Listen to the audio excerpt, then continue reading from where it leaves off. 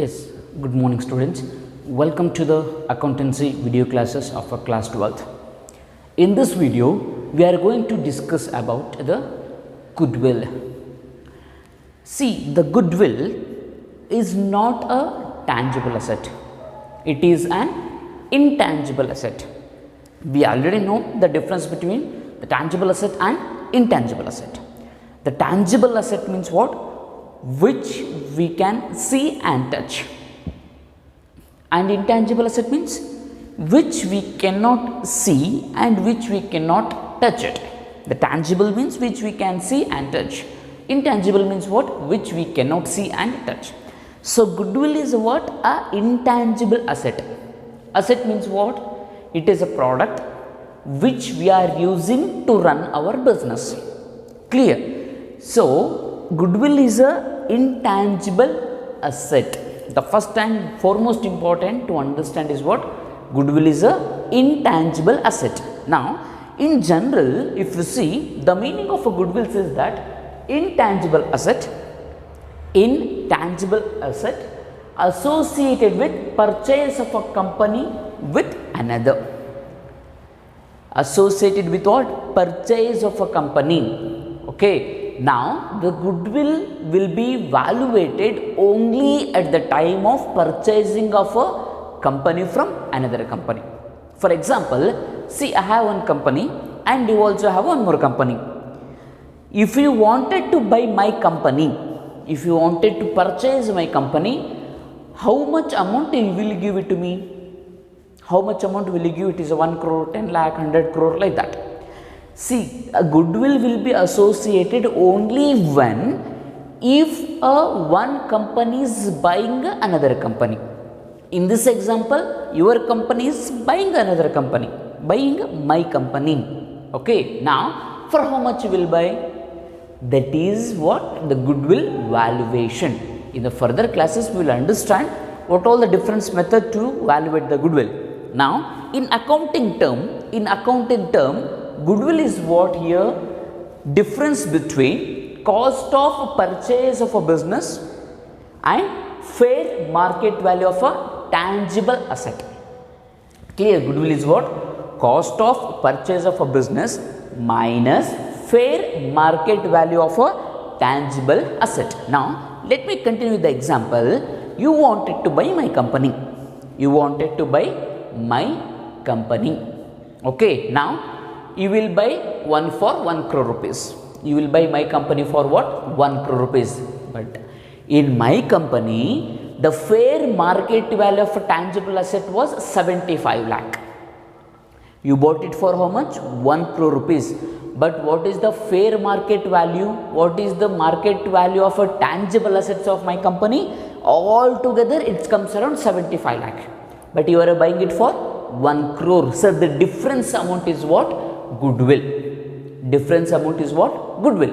You are buying more than that of the market value. It means that my company has a good goodwill, or my company has a very much goodwill in the market.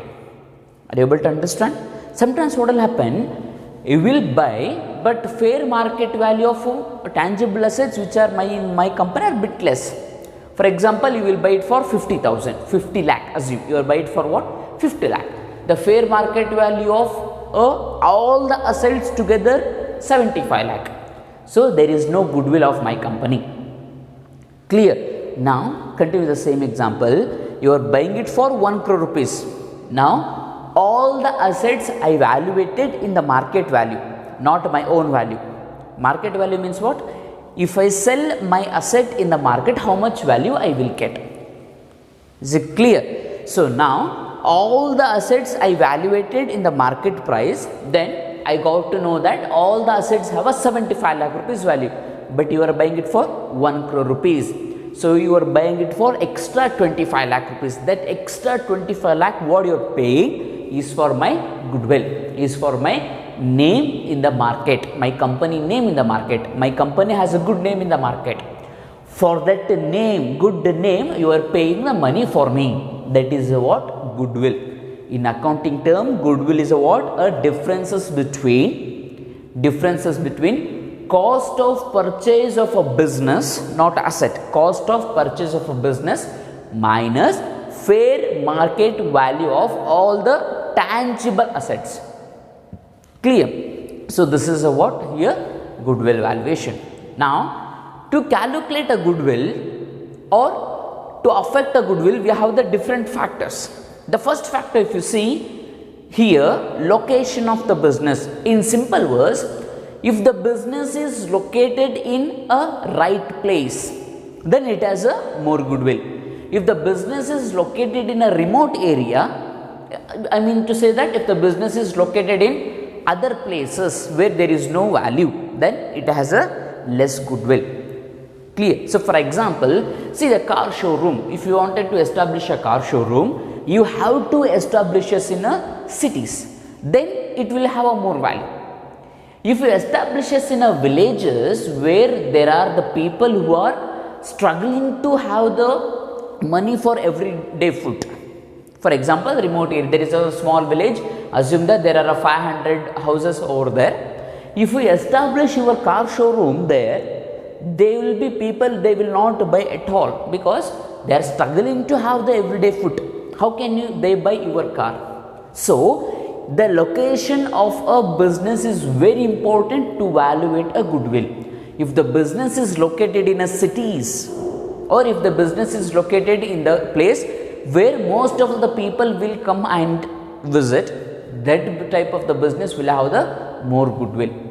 If the business is located in a small villages, remote area, then those type of the business will not have any value. That is what? Location of the business. Next, what we have here? Quality of the goods and services. This is very most important.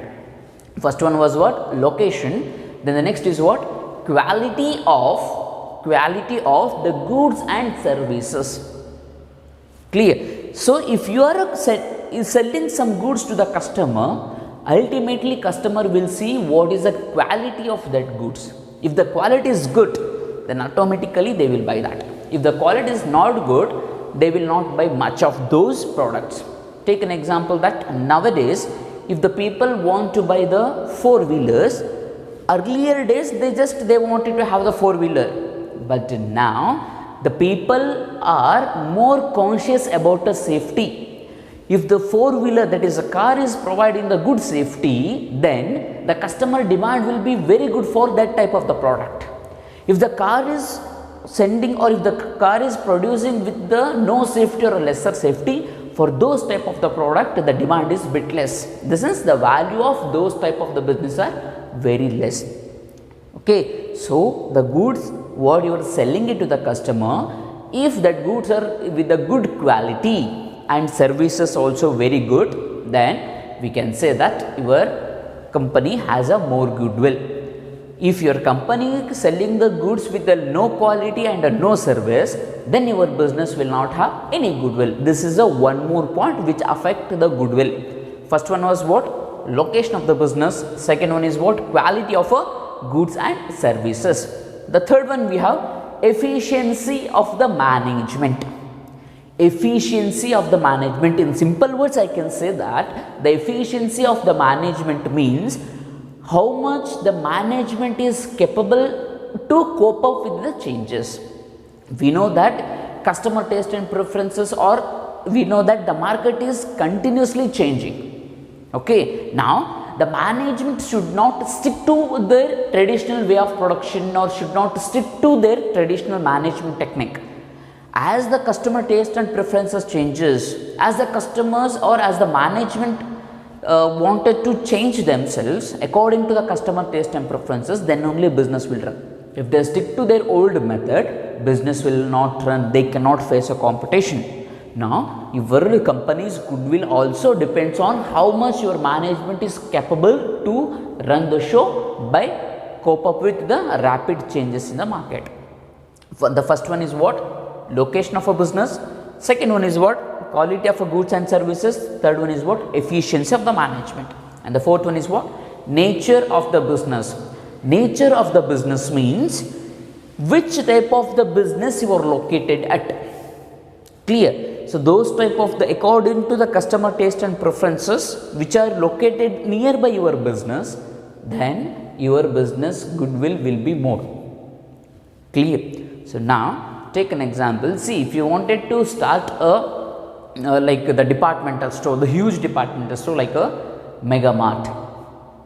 These type of the departmental store will have the more goodwill or more customers visiting to this type of the departmental store only in a district or a capital cities. If you establish these type of the departmental stores, the huge departmental stores in the small villages, the people may not come and visit because they feel that this is the huge business, so the price of the product in this business is more. They will feel that even though it is less, they will feel like that. So they will not come and visit your shop frequently. Now here the nature of the business also matters a lot to evaluate a goodwill. The first one was what? Location of a business. Then second one is the quality of a goods and services, and the third one we do have the efficiency of the management, and the fourth one is nature of the business, and the last one is what? Capital of the business, the capital. A business with the less capital and a more turnover will have the more goodwill. A business with the more capital with the less turnover will have the less goodwill. It means that invest less, earn a more profit. Then your business has a more goodwill. Are you able to understand? So this is the today's topic, that is the goodwill and a valuation of the goodwill, the different methods that we are going to discuss further. In this video, we discuss the general meaning of a goodwill, what is the accounting meaning of a goodwill, and what all the factors which affect a goodwill. In further classes, we are going to discuss about the valuation of a goodwill. We have the average profit method, the capitalization method, we have the different methods. Those methods one by one we are going to discuss in the next class. Thank you, students.